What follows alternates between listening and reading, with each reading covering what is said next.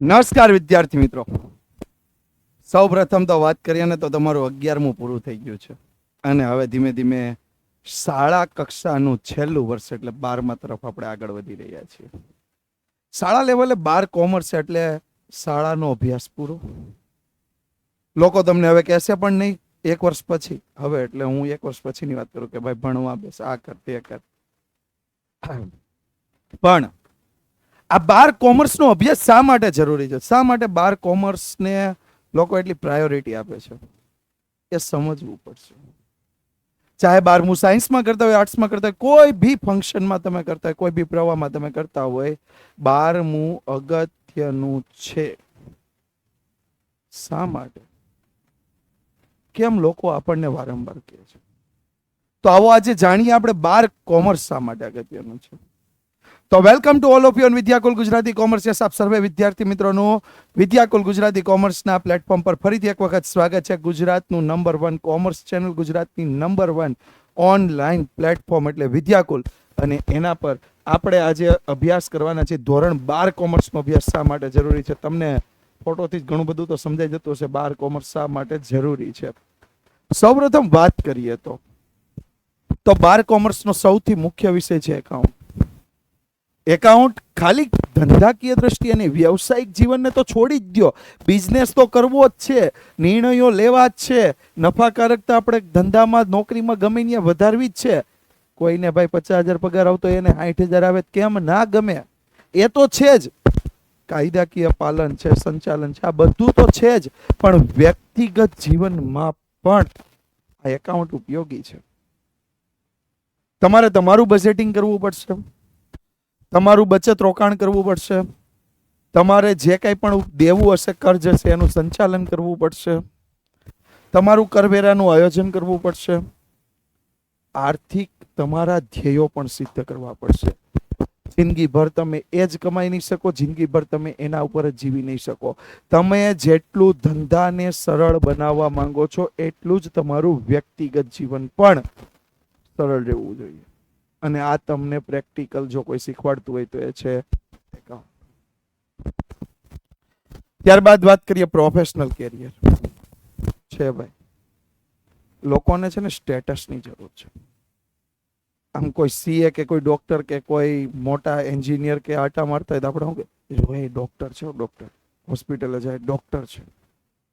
એ આપણા જેવા માનવી જ છે. કોઈ સીએની ઓફિસમાં જઈને બેસ્યો તો એ સીએ છે. કોઈ વકીલની ઓફિસમાં જઈને બેસીએ, વકીલની સાંભળે આ તો વકીલ સાહેબ છે. તો આવું પ્રોફેશનલ કેરિયરનો દરવાજો કોણ આપી શકે? તો કે એ 12 કોમર્સ આપી શકે. 12 કોમર્સ પરથી તમે પ્રોફેશનલ કેરિયર ચૂઝ કરી શકો છો, જેમાં સીએ, સીએમએ, સીએફએ, વકીલ, આ તે ઘણા બધા જેને તમે સ્ટેટસ માનો છો. એ સ્ટેટસ 12 કોમર્સ તમને અપાવી શકે છે. બાકી જો રિઝલ્ટ 12 કોમર્સ હોય તો આપણી ટોપર બેચ 2027 છે, લોન્ચ થઈ ચૂકી છે, લિમિટેડ સીટ છે. ભાઈ ઝડપથી એડમિશન લઈ અને તમારા 12 કોમર્સના રિઝલ્ટને બેસ્ટ બનાવવાની ટ્રાય અત્યારથી જ ચાલુ કરી દો. હું તો કહું છું આજ મિનિટથી કરી દો. આગળ વાત કરીએ. બેન્કિંગ છે, ફાઇનાન્શિયલ છે, કેરિયર હોવું જોઈએ ને.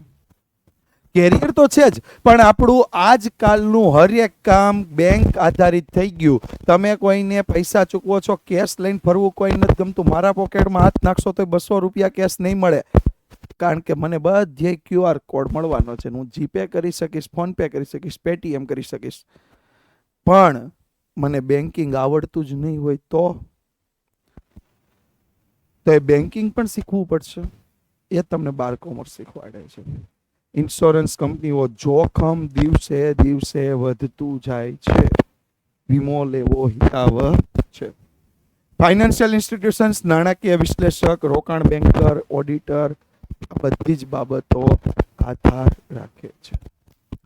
એટલે મુખ્ય બાબત એ તમને સમજાઈ રહી છે કે ખાલી તમે ભણી નથી રહ્યા, તમે તમારું જીવન ઘડતર પણ કરી રહ્યા છો. ક્યાંક તમે તમારા રોજિંદા જીવનને આગળ વધારી રહ્યા છો, ક્યાંક તમે લોકો સાથે જોડાઈ રહ્યા છો, ક્યાંક તમે તમારું સમાજમાં પદ મેળવી રહ્યા છો. એ તમને 12 કોમર્સ. આગળ વાત કરીએ તો વેપાર અને ઉદ્યોગ સાહસતા. તમે ગમે એવો ધંધો કરો, ગમે એવો વેપાર કરો, ગમે એવો જોબ કરો, તમારે 4-5 વસ્તુ જરૂરી છે. બિઝનેસ કેવી રીતે કરવો, આખો ધંધો કરવો કેવી રીતે કરવો. પપ્પા પાસે સરસ મજાનો બિઝનેસ છે, એ કહી દે આલવે બેટા સંભાળ. હવે પપ્પા તો એની કુને એની બુદ્ધિથી ચલાવતા હતા. તમે બિઝનેસ પપ્પા નો લઈ શકો, વારસામાં બિઝનેસ મળી શકે, વારસામાં બિઝનેસ કરવાની નીતિ ક્યારેય નહીં મળી શકે. હા, તમને થોડું ઘણું શીખવાડશે કે આવી રીતે આવી રીતે આવી રીતે કરાય, પણ એના લેવલની પ્રોગ્રેસ હતી. સમાજ જીવન હાલ બદલાઈ રહ્યું છે. દરેક 10 વર્ષનો ગાળો તમે લ્યો, ઘણા બધા ફેરફાર થઈ રહ્યા છે. કદાચ એની ફોર્મ્યુલા એ ટાઈમે સક્સેસ હતી, તમારા ટાઈમમાં એ ફોર્મ્યુલા સક્સેસ નહીં જાય, અને નથી જતી એનું કારણ છે નિરમા એક સમયની ટોપ લેવલની કંપની, હાલ એનું એટલું નામ નથી. પાર્લેજી એક સમયની એક જ બ્રાન્ડ પર નિર્ભર કંપની, અલગ અલગ બ્રાન્ડ પર જવું પડ્યું છે. નોકિયા એક સમયનું ટોપ મોસ્ટ ઇન્ડિયન નેટવર્ક, હાલ જોવા પણ નથી મળતું. તો બિઝનેસ કરવો છે, કદાચ પપ્પાનો વ્યવસાય પણ લેવો છે, તમારે ઘરનો કરવો જ નથી, થોડુંક નોલેજ આપણું જોઈશે. માર્કેટિંગ યહાં પે તો જો દિખતા હૈ વહી બિકતા હૈ ની પોલિસી છે ભાઈ. તો માર્કેટિંગ એ કરવું પડશે તમારી રીતે. મોટી ટીમનું સંચાલન, તમે જેવડો મોટો ધંધો વિસ્તારશો તો ટીમ વધવાની છે.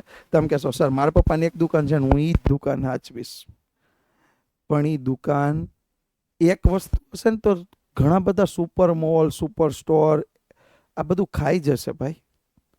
આવનારો સમય જકડી લેશે. ફેલાવવું પડશે, અને ફેલાવવા માટે થઈ ટીમ બનાવવી પડશે, એનું સંચાલન શીખવું પડશે. વ્યાવસાયિક વૃદ્ધિ અને સફળતા, કોને સફળતા કહે પહેલા તો એ ક્લિયર રાખવું પડશે. આ બધું તમને 12 કોમર્સ શીખવી શકે છે. અર્થતંત્ર, ભાઈ સમાજમાં રહીએ છીએ, અર્થતંત્ર પર નિર્ભર છીએ. તમે બજારમાં તેજી મંદી વિશે સમજ્યા હશો તો તમે પ્રોડક્શન વધારે ઓછું કરી શકશો, નહીતર હર હંમેશ આપણે બજારથી વિરુદ્ધ હશે. જ્યારે બજારમાં તેજી હશે ત્યારે આપણી પાસે માલ સ્ટોક નહીં હોય, જ્યારે માલ સ્ટોક હશે ત્યારે બજારમાં મંદી હશે. કોઈ મિનિંગ નહીં.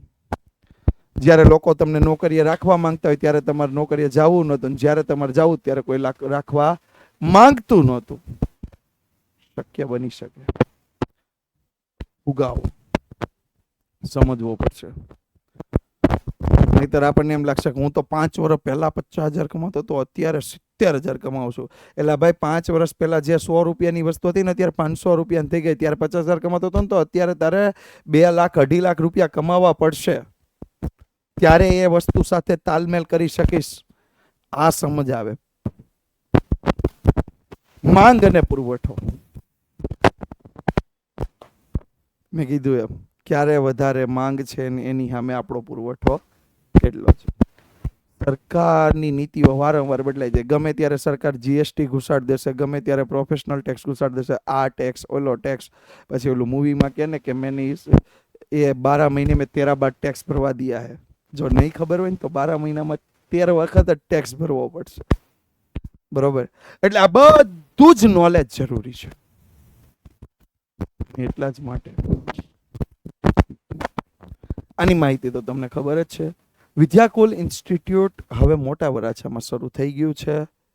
વિદ્યાકુલનું ઓફલાઈન કોચિંગ સેન્ટર ભાઈ 16 એપ્રિલથી 10મું અને 12માની બેચ શરૂ થઈ જાય છે. 5 જૂનથી 6 થી 9 અને 11માની બેચ શરૂ થઈ ગઈ છે. મલબરી હોમ્સ, એકલવ્ય રેસિડેન્સીની સામે, કેપિટલ ફાર્મ રોડ, મોટા વરાછા, સુરત. આ જગ્યાએ તમે 6 થી 12ના કોઈ પણ વિદ્યાર્થી જે સુરત, મોટા વરાછા આદિ આસપાસના વિસ્તારમાં રહે છે, દરેક વિદ્યાર્થી ભણવા માટે આવી શકે છે. હવે વાત કરીએ સ્કિલ્સ કેવી ડેવલપ કરાવી શકે. તો ડેટા ખૂબ જરૂરી છે આજના સમયમાં. ડેટા વગર, ડેટા એટલે ઓલો મોબાઈલનો, ઇન્ટરનેટનો ડેટા નહીં, આંકડાકીય માહિતી, પ્રોપર સચોટ નોલેજ, લોજિક્સ, એનાલિટિક્સ એ ખાસ જરૂરી છે. તમે એક રીલ્સ મૂકો, એક વિડીયો તમારો મૂકો ને તો એના તમે જોવો છો કેટલાએ લાઈક કરી, કેટલાએ જોયો, કેટલાએ શેર કર્યો. આ તમે બધું જોવો છો ને તમે બધા કરો જ છો. એનાલિસિસ કરો છો ને, આ એનાલિસિસ જરૂરી છે દરેક માટે, માર્કેટ માટે જરૂરી, શેર બજાર માટે જરૂરી, ધંધા માટે જરૂરી, કોઈ પણ બાબત તમારી નોકરી માટે જરૂરી છે. એટલે નોકરી કરો છો, દર વર્ષે તમે કેટલું પ્રોગ્રેસ કરો, દર મહિને તમે કેટલું પ્રોગ્રેસ કરો, જરૂરી છે ભાઈ, એમનો નહીં કઈ. પર્સનલ જીવનમાં કેટલું ઉપયોગી છે કોમર્સ. અલ્ટિમેટલી આપણો બધાનો ગોલ શું હોય છે? હું ગમે તે ભણું, ગમે એ નોકરી કરું, ગમે એ ધંધો કરું, પણ મારું જીવન લોકોને એમ લાગવું જોઈએ કે નહીં બહુ સેટલ જીવન જીવી રહ્યો છે. તો પર્સનલ જીવન માટે કોમર્સના અભ્યાસનું એટલું બધું મહત્વ. એક તો પહેલાં આપણું ઇન્કમ ટેક્સ રિટર્ન આપણે સમજી શકીએ, મેં કીધું એમ. નહીંતર 12 મહિનામાં 13 વખત ટેક્સ ભરવો પડશે, બજેટ બનાવવું પડશે, નહીંતર આમદની 18 और खर्चा रुपया हो जाएगा. બરાબર? બજેટ વગેરે તો બધું ખોરવાઈ જશે. અને સાચી જગ્યાએ રોકાણ કરવું પડશે. કદાચ તમારી પાસે બચત થઈ ગઈ, પણ બચતને જો રોકાણ કરતા ન આવડી ને તો બચત તમારી વધશે નહીં, એ વેલ્થ ઘટશે, રૂપિયો ફુગાવો વધશે, વેલ્થ ઘટશે. એટલા માટે જ મેં લખ્યું છે, વિદ્યાર્થી ગમે તે ક્ષેત્રમાં જાય, એ ચાહે સાયન્સ લઈ લે, કોમર્સ લઈ લે, આર્ટ્સ લઈ લે, ડિપ્લોમા લઈ લે, કોઈ બી કરી લે, પણ એનું રોજિંદુ જીવન કોમર્સના અભ્યાસથી જ શક્ય છે.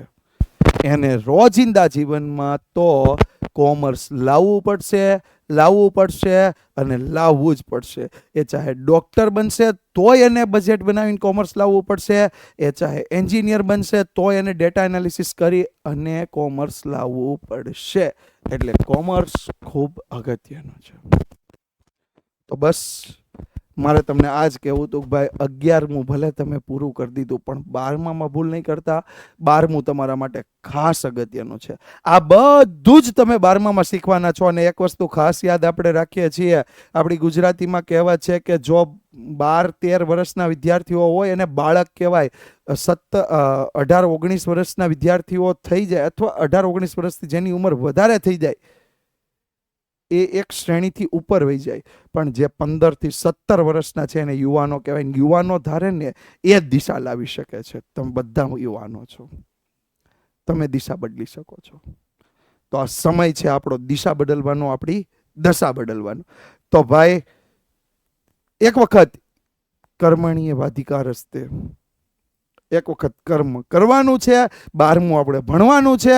તો બેસ્ટ તૈયારી કરીને ભણી લઈએ. આગળ જે થવું હોય, જે રિઝલ્ટ આવવું હોય આવી જાય, જોઈ લઈશું, નો ટેન્શન. પણ ક્યારેય એમ ન લાગવું જોઈએ કે મારી પાસે થઈ શકતું હતું, હું કરી નથી શક્યો. Thank you so much. વધારાને કાંઈ નથી કહેવું ભાઈ. ભણવાનું ચાલુ વિદ્યાકુલ સાથે પણ ચાલુ થઈ ગયું છે. 16 એપ્રિલથી આપણે શરૂ કરી રહ્યા છીએ ટોપર બેચ, અને ઓફલાઈન સેન્ટર પર પણ બેચ શરૂ કરી રહ્યા છે. તો ભાઈ 12 કોમર્સના વિદ્યાર્થીઓ જોડાઈ જજો. જે લોકો 11માની નવી પ્રિપેરેશન કરી રહ્યા છે એ પણ વિદ્યાકુલ સાથે જોડાઈ જશો. Thank you so much.